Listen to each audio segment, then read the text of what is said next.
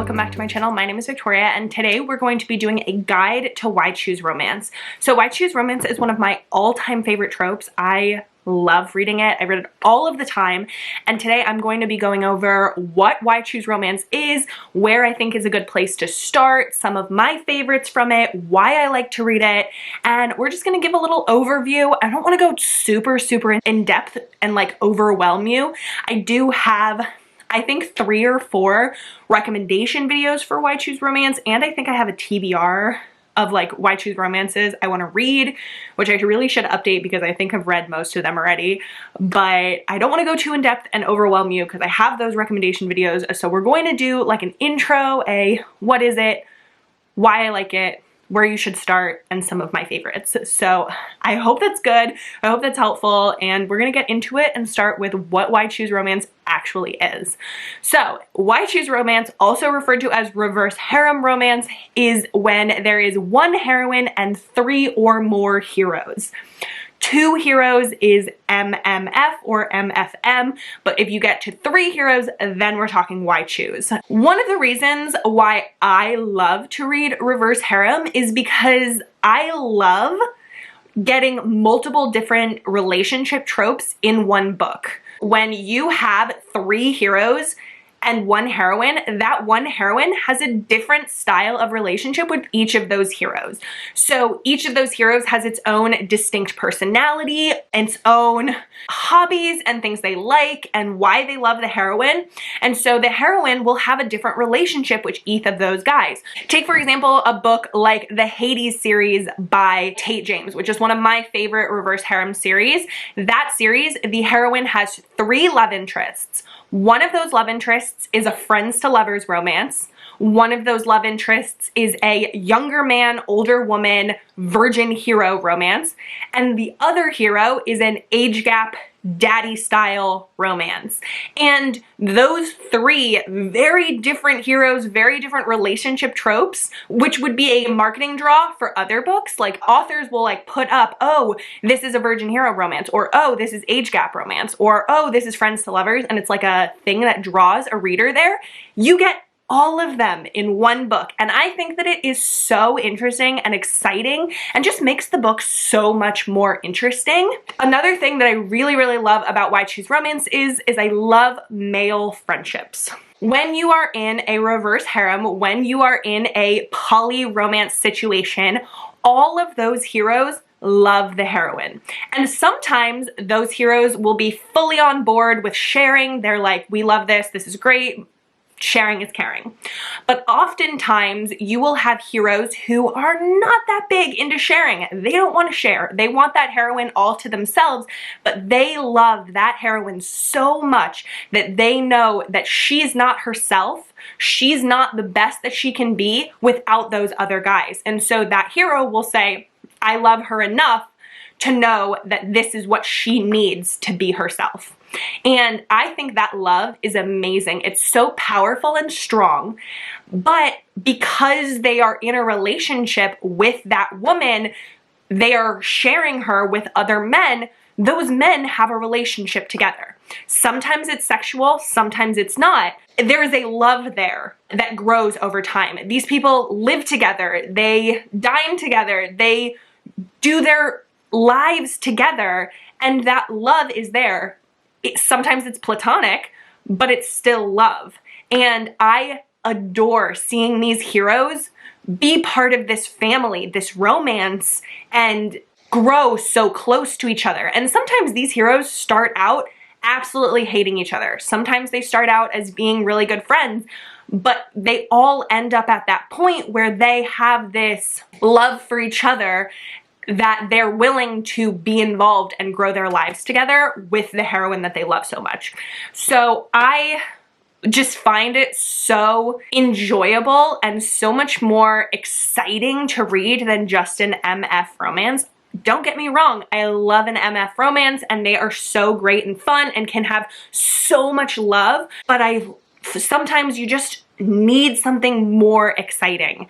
And that's where a why choose romance comes in for me. Another thing that I really love about why choose romances is the drama or angst or conflict that comes from having more people. In an MF romance, you have that relationship conflict that happens in the story, and in a Why Choose Romance, you have that times 3, because sometimes you will have conflict between the heroine and each of the heroes. Sometimes you will have conflict between the heroine and the heroes as a whole. Sometimes you'll have outer conflict that all of the characters have to deal with together.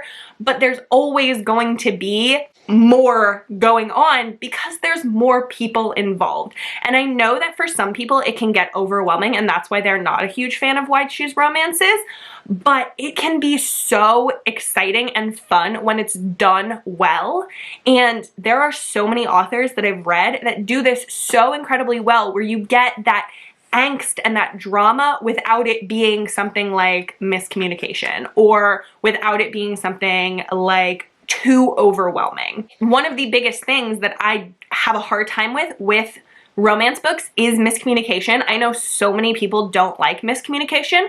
When you have more people, the communication is usually better, because you need to have a communication, an open communication and dialogue in order to be in a romance with that many people. Everyone needs to be on the same page, and that is something that I need in my Why Choose Romances. There have been some that I have DNF'd because the heroine is not being open and honest with the heroes and saying, oh, I'm with him too, or oh, I'm with them too, and this is not just a you and me situation. I love when characters are open and honest and they have that dialogue going that says, this is where I'm at, this is where I want to be, this is how it's going to be, and they need to be so sure. And when it's done well, it is fabulous. With that out of the way, I want to give some recommendations for where you can start with Why Choose Romance. If you don't want to just like jump right on into the deep end like I did, my first reverse harem romance was actually Catherine Moon's Lady of Rooksgrave Manor, which is a definite jump in the deep end. That's a monster Why Choose Romance, and very sexually explicit, I should say. But if you want one that's a little bit more easily approachable, I would really recommend Tessa Hale. Tessa Hale writes paranormal Why Choose Romances, and she writes series, and they're usually trilogies, and she has like 3 or 4 trilogies, and I have read all of her books, and she writes absolutely amazing, easily approachable Why Choose paranormal romances. And they are so great and fun and easy to read and a really good time. She does a great job of distinguishing each of her characters and of making it so that the heroine is on board with that Why Choose style of romance.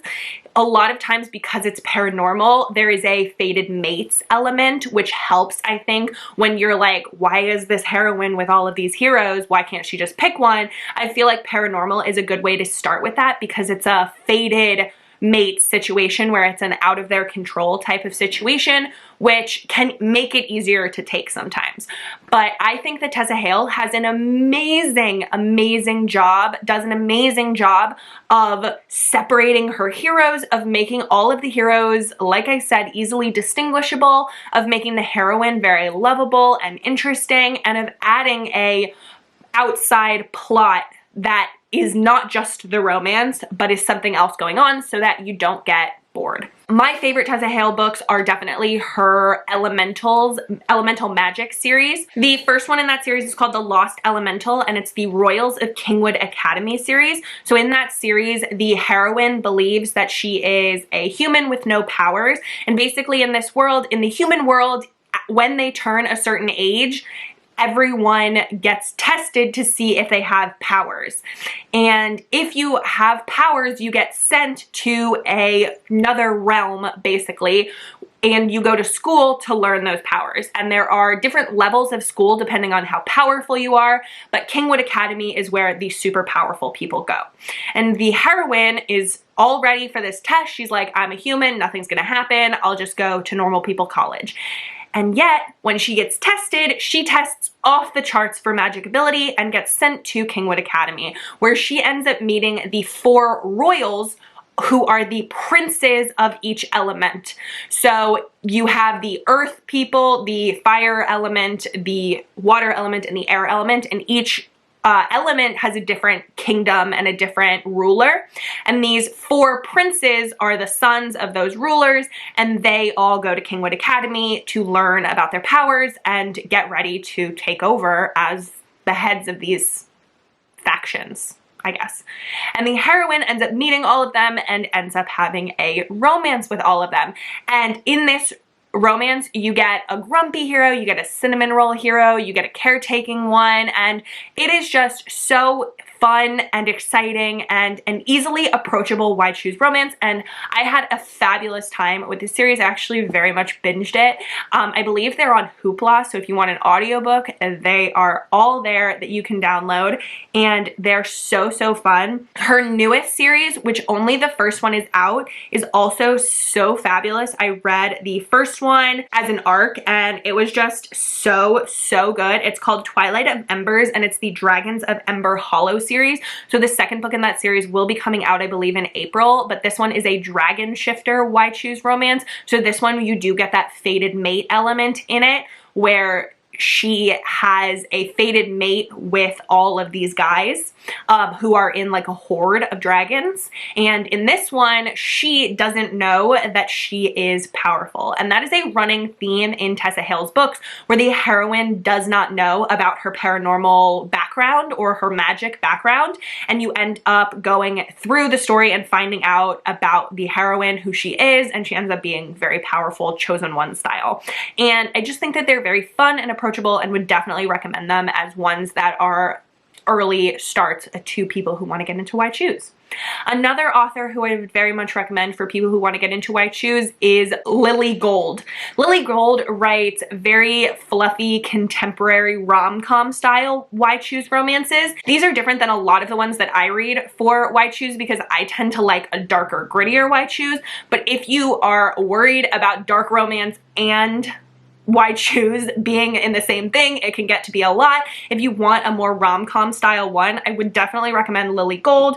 I read her Faking with Benefits one, which is a fake dating romance with a heroine who goes on a podcast with these 3 guys, and they fake date her. The heroine is trying to find out how to date properly, and she ends up fake dating these 3 guys who are actually, I believe, her neighbors, or her, like, I think they're her neighbors, and she ends up fake dating them. And it is a very like rom-com style one, where you get a lot of like light and fluffy elements to it, but you still get that steam, that spice, and that wide shoes romance element with the 3 guys and the 1 heroine.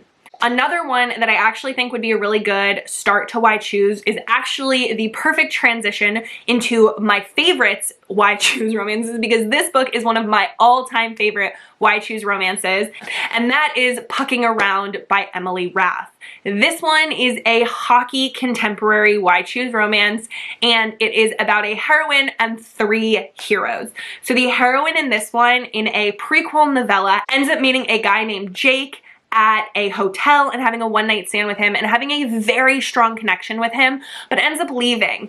Then a couple of months later, she gets a job as a physical therapist for the hockey team in Tampa, and she moves there, and she ends up seeing this guy that she had the one-night stand with, Jake, and their connection is still very strong. Then she ends up having a romance with Jake's best friend Caleb, and with another player on the team named Ilmari. Jake and Caleb are also in a romance, so this one is MMFM, and it is a fabulous wide shoes romance. The communication in this one, I talked about communication before, but a perfect example of how good communication can be in wide shoes romances is Pucking Around. It was one of the main things that I adored about this book, like took it over the top as one of my favorites, was the communication. They have this like truth kitchen time where they stand around and they say, this is what I want, this is where I'm at, this is how I think we can get there. Is everyone on board? What are your thoughts? Let's share ideas and think of how we can make this work, because we all want to make this work. And their romance is so good.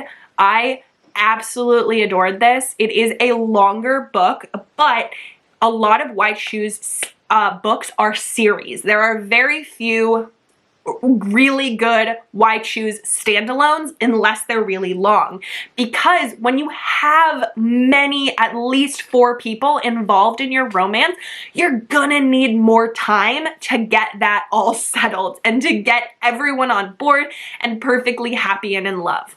So in Pucking Around, it's a 600-ish page book, but you have all 4 of their perspectives, and at the end you are in a perfect, well-rounded, amazing relationship that everyone is happy with.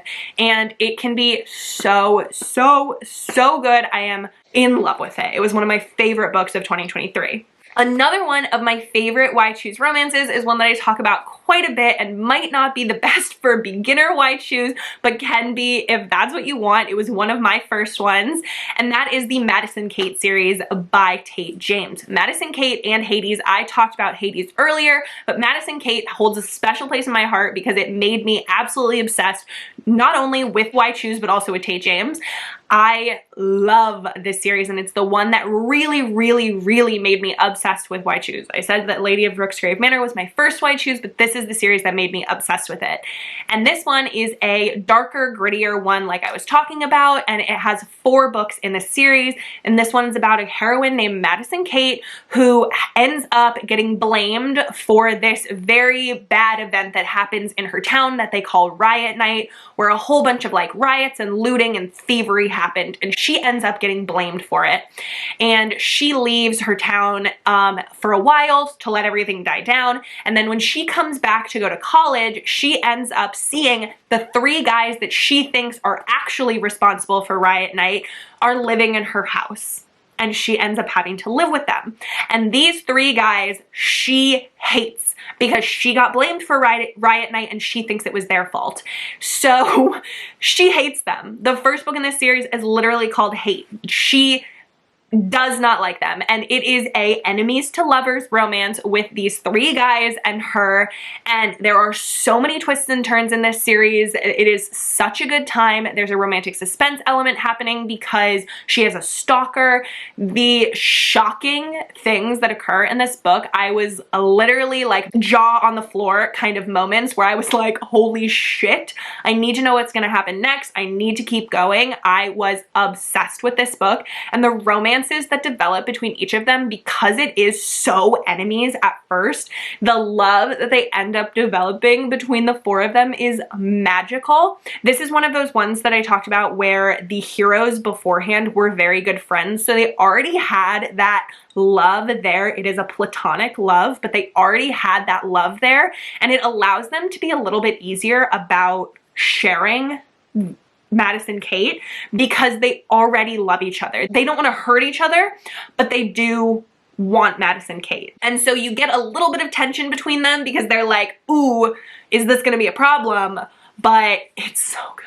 It's so good. And even though it is Why Choose and there are 3 heroes, all 3 of the heroes are so possessive of her, and it's just, oh, it's so fucking good.